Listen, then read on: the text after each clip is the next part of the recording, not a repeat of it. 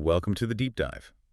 Today, we're going to be tackling a concept that should be right up your alley as a philosopher, the social minimum.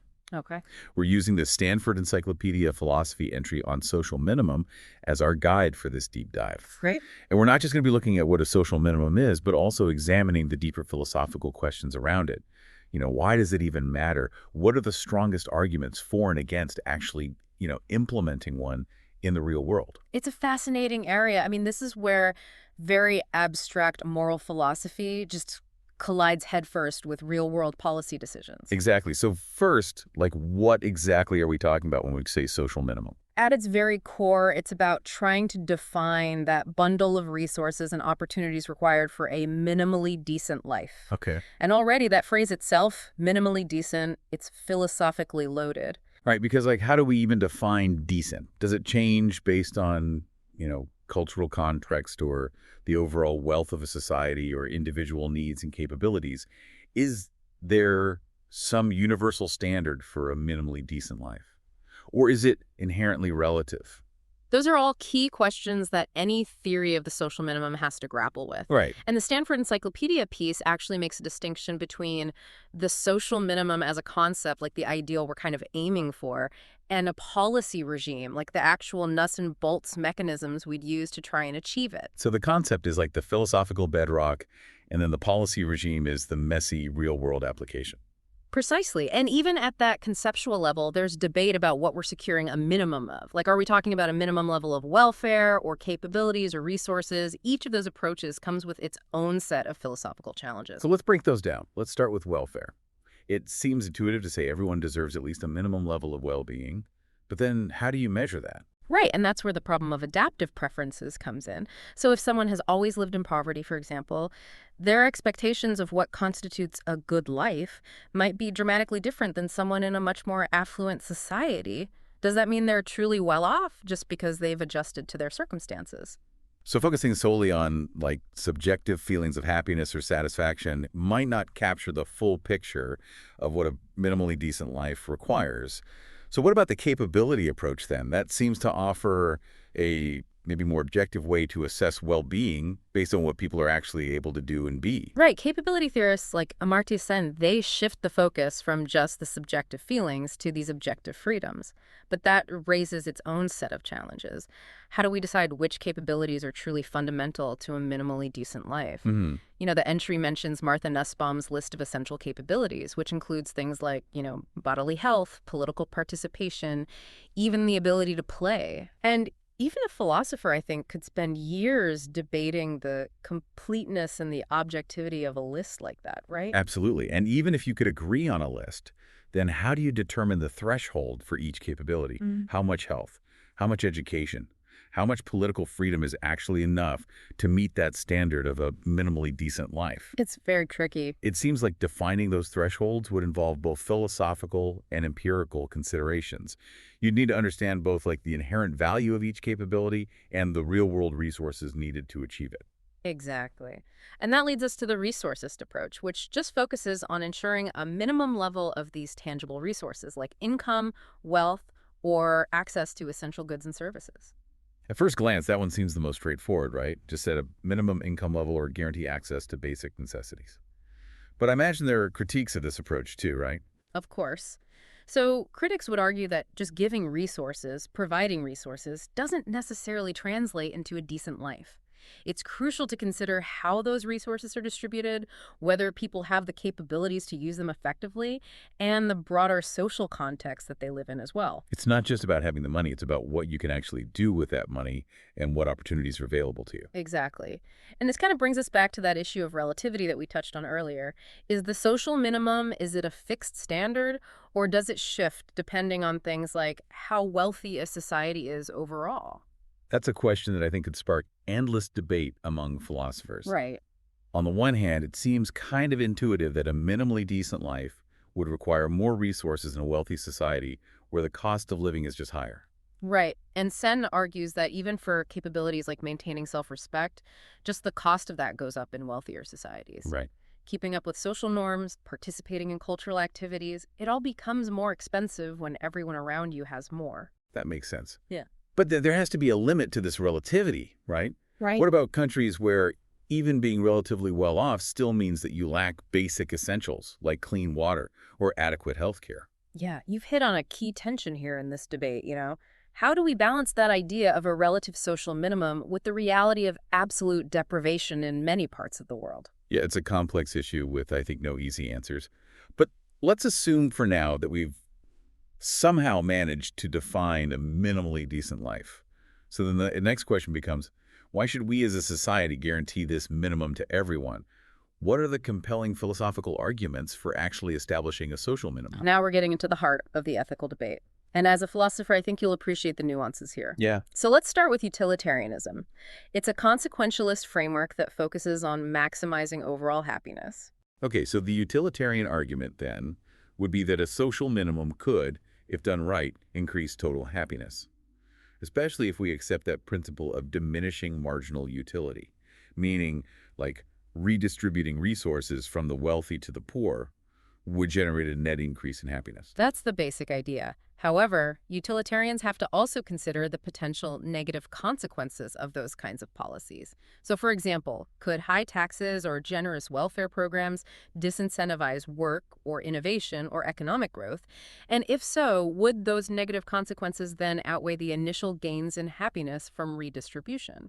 So it's not a simple calculation of adding up happiness points. You have to consider that complex interplay of incentives and economic effects and, long-term consequences. Exactly. And this is where utilitarian arguments for a social minimum often get bogged down in these very empirical debates about what the actual effects of different policies would be.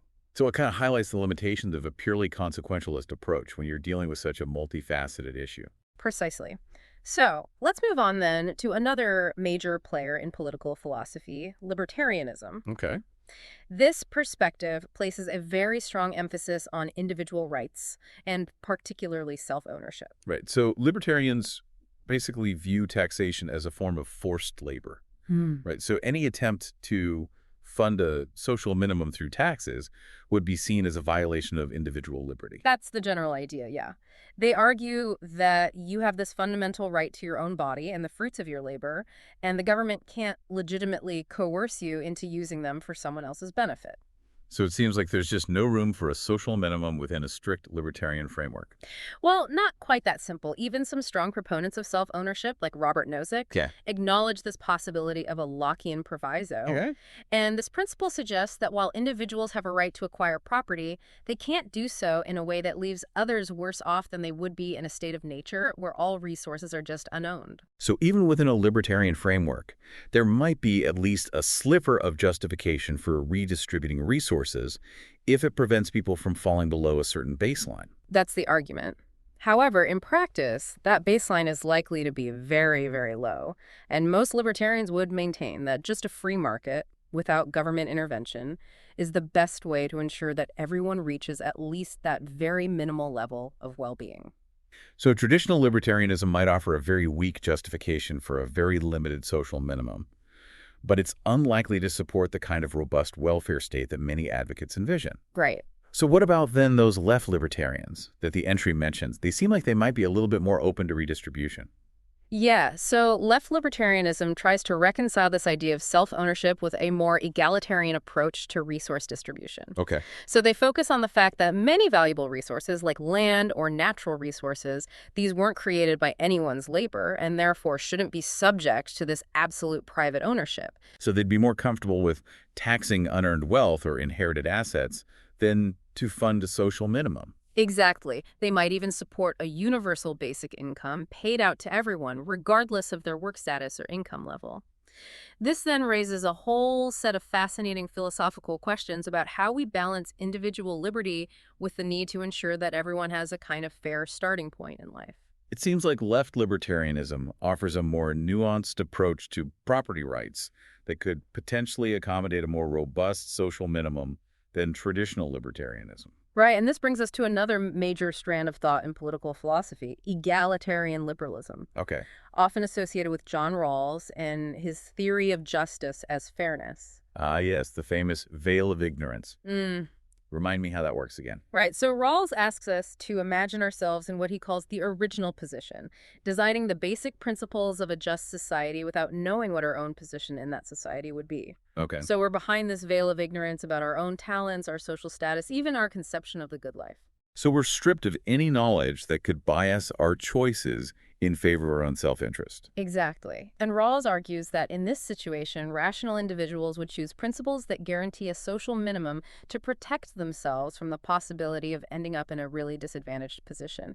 Because no one wants to risk being desperately poor if they could end up in that situation just by sheer chance. It seems like a powerful argument, then, for ensuring at least a basic level of well-being for everyone, regardless of their circumstances. It is. And Rawls goes beyond just the thought experiment, arguing that even without that veil of ignorance, we have a moral obligation to consider the strains of commitment faced by those who are less fortunate. Yeah. Like, can we, in good conscience, ask people to cooperate with a social system that doesn't guarantee them at least a basic level of well-being?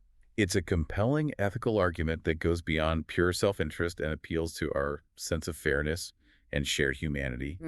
Right. And while Rawls himself didn't focus extensively on disability, I think it's clear that any robust theory of the social minimum has to account for the needs of those who require additional support to achieve a minimally decent life. Absolutely. So we've got utilitarianism, which might support a social minimum if the benefits outweigh the potential negative consequences. We've got libertarianism, which offers a very limited justification based on the locking and proviso. We've got left libertarianism, which is a bit more open to redistribution of certain types of resources. And we have egalitarian liberalism, which provides, I think, a really strong moral argument based on fairness and the need to secure that basic level of well-being for everyone. Are there any other, ethical perspectives we should be considering here? Yeah, one more that's gaining increasing attention is relational egalitarianism. Okay. And this approach kind of shifts the focus away from just the distribution of material goods to the dynamics of power in social relationships. So it's not just about making sure everyone has enough stuff. It's also about making sure that no one is subject to excessive domination or exploitation in their personal and professional lives. Precisely. So a social minimum, whether through a basic income or a strong social safety net, can empower people in those relationships. For example, someone stuck in a bad job because they literally can't afford to quit would have more leverage to walk away from a situation where they're being mistreated or underpaid. It's about creating a more level playing field in terms of power dynamics, which could have all sorts of ripple effects throughout society, right? Exactly. And relational egalitarians would argue that this is not only beneficial for individuals, but also essential for a healthy democracy. Right. Because when people are just struggling to survive, they have less time and energy to actually participate in civic life or hold those in power accountable. So the argument here is that a social minimum is not just about individual well-being, but also about creating a more just and equitable society overall. That's a key takeaway. It forces us to consider the interconnectedness of individual flourishing and the broader, social and political context.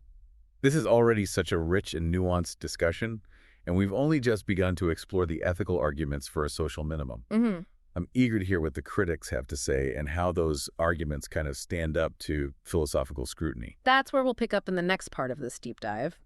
Get ready to challenge some of your assumptions and delve into the complexities of balancing individual freedom, social responsibility, and, the pursuit of a just society. So as you know, no philosophical concept escapes scrutiny, right? Right. So despite the compelling arguments for a social minimum, there are also strong counter-arguments challenging its necessity and how we might even go about implementing it. Right, and I think for any philosopher who is seriously considering this concept, engaging with those objections is crucial, right? Absolutely.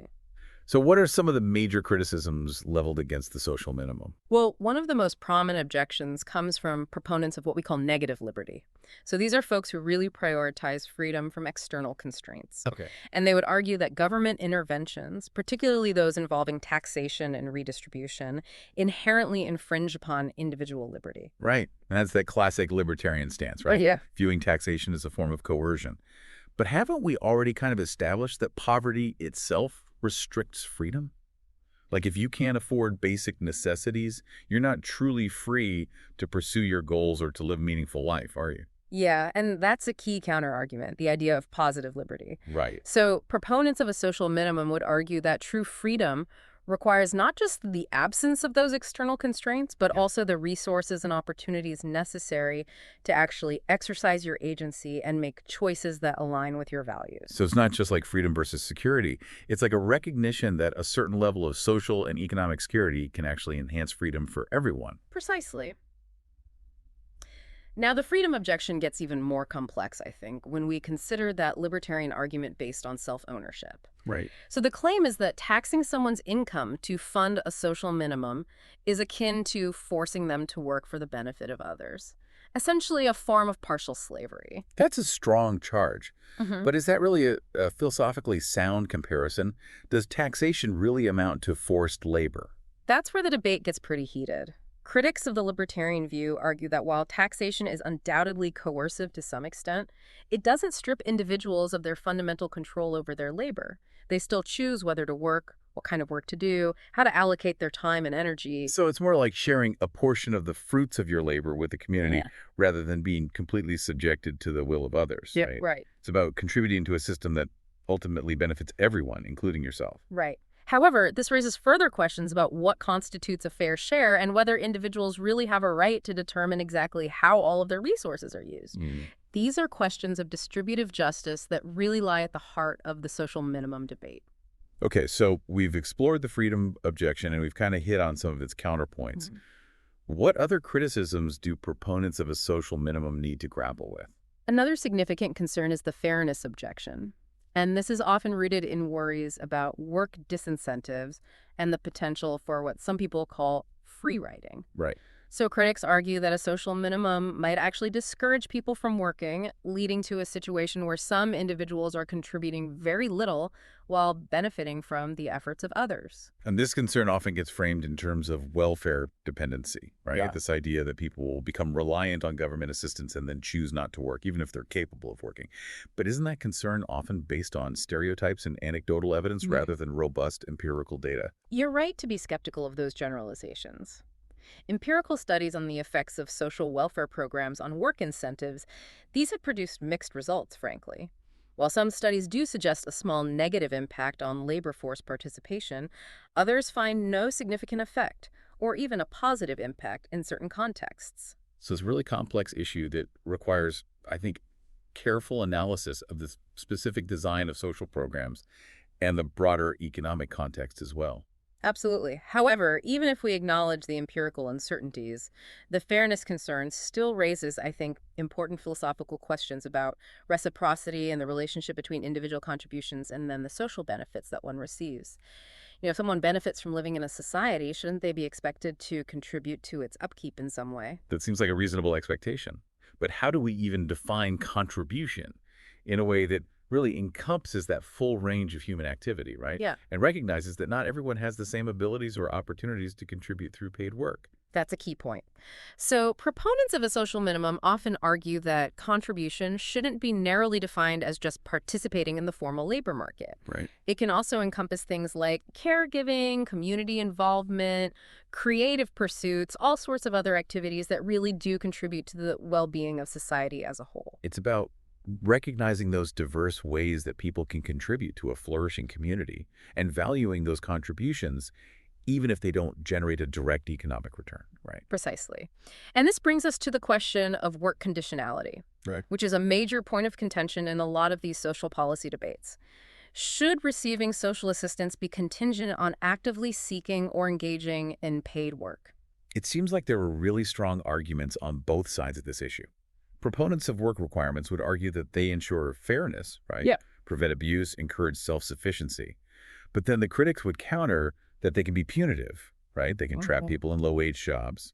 And they can also harm dependents who rely on the assistant. Exactly. It's a complex issue with no easy answers. We have to carefully consider the potential benefits and drawbacks of those work requirements, taking into account factors like labor market conditions, the availability of things like affordable childcare, and the specific needs of different groups. It seems like any policy decisions in this area need to be really sensitive to the realities of people's lives and avoid imposing kind of a one-size-fits-all approach. Agreed. And this leads us to, I think, another crucial aspect of the social minimum debate. Okay. We call this the legitimacy problem. So how do we make decisions about the design and implementation of social policies in a way that people will perceive as fair, just, and responsive to their concerns? That's a fundamental question, I think, for any democratic society. Yeah. But it takes on even greater urgency when we're talking about something as fundamental as a social minimum, right? Which affects everyone's well-being and their sense of security. Absolutely. When we're making decisions about things like, setting limits on healthcare or deciding which capabilities are essential for a minimally decent life, it's not enough to just rely on the expertise of, technocrats or the political calculations of elected officials. Right, because that can lead to resentment and distrust. Yeah. Right. Even if the intentions behind those decisions are good, people need to feel like they have a voice in shaping policies that directly affect their lives. Exactly. And this is where philosophers like Norman Daniels and James Sabin have argued for the importance of procedural fairness in social policy decision-making. Okay. They propose specific criteria for evaluating the legitimacy of these limit-setting decisions. Okay. Things like publicity, reasonableness, contestability, and enforcement. So these decisions need to be made through transparent processes, justified by reasons that people can understand and accept, open to challenge and revision, and then enforced in a consistent and equitable manner. Precisely. And some philosophers go even further, advocating for more participatory forms of democracy where citizens themselves have a much more direct say in shaping these social policies. Okay. So this could involve things like citizens' juries or assemblies, where randomly selected groups of people deliberate on specific policy issues and make recommendations to policymakers. Those are interesting examples of how we can move beyond the limitations of traditional representative democracy and create a system where everyone feels like their voice is heard and their concerns are being taken seriously. Exactly. And there's also participatory budgeting where communities directly decide how to allocate public funds. Right. These mechanisms can empower citizens, foster a sense of shared ownership over social policies, and potentially lead to much more responsive and effective solutions. It seems like we've reached a really critical juncture in our exploration of the social minimum. We've examined those compelling philosophical arguments in its favor, we've grappled with those significant objections that have been raised against it, and we've considered the challenges of implementing it in a way that's both fair and legitimate. Indeed. And for a philosopher, this is where the real work begins. Yeah. It's about moving beyond these abstract principles and really engaging with the messy realities of social policy, the complexities of human motivation, and this constant need to balance often competing values and interests. So what does all of this mean for our listener, the philosopher, who's out there wrestling with the implications of the social minimum? What should they be pondering as we conclude this deep dive? I think one crucial takeaway here is that the social minimum, it isn't just this abstract policy debate, Right. It really is a reflection of our deepest values as a society and our vision for what a just society should actually look like. So, are we content with a world where some people are just left to struggle for basic survival? Or do we believe that everyone actually deserves a fair shot at a life of dignity and flourishing? It forces us to confront some really fundamental questions about the nature of freedom, about the limits of individual responsibility, and the extent of our obligations to one another. Right, right. It's a question of what we owe to each other as members of a shared society. Exactly. And even if we could agree on the principle of a social minimum, I don't think the philosophical work ends there, right? Right. We're still left with this whole series of complex questions about how to define it and then how to actually implement it in a way that's consistent with those values. Right. So, how do we actually define a minimally decent life in a way that is both meaningful and measurable? Right. What role should work play in a just society? And how do we balance the need for individual autonomy with that recognition that not everyone has the same opportunities to participate in the labor market? And these aren't questions with easy answers.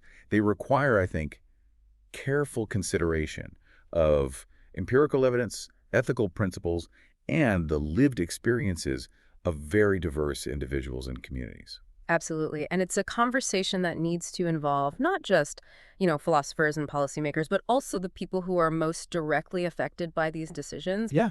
Engaging with, a plurality of voices and perspectives, I think, is essential for developing social policies that are both just and effective. Right. And this brings us back to I think the importance of procedural fairness and Yeah. participatory mechanisms that allow citizens to actually have a role in shaping policies that affect their lives. Yeah. It's not enough to just have good intentions. We need to make sure that that process of decision-making is itself just and inclusive. I completely agree. And as we wrap up this deep dive, I want to leave our listener with one final thought-provoking question. Okay. We've been discussing the social minimum as kind of this floor, Right. this baseline level of well-being below which no one should fall. But is that really enough? Yeah, is a social minimum simply a pragmatic starting point, right? On this path to a more just society? Or does it represent a more fundamental shift in how we view our collective responsibility for one another's well-being? That's the question that I hope our listener will continue to grapple with. Yeah. Does true social justice actually require something more than simply ensuring a minimal level of subsistence? Right. Does it demand a more radical reimagining of our social and economic structures Yeah. to create a world where everyone has the opportunity not to just survive, but to really thrive? It's a powerful and challenging question. It goes right to the heart of what it means to live in a just and equitable society. Indeed. And it's a conversation that we need to keep having, I think, both within, the falls of academia and out in the public square. Absolutely. Well, on that note, I think we've reached the end of our deep dive into the social minimum. We hope this exploration has given you some valuable insights and maybe sparked further reflection on this, I think, complex and very vital topic. Yeah, thank you for joining us on this journey. Yes. Keep questioning, keep challenging, and keep striving for a more just and equitable world.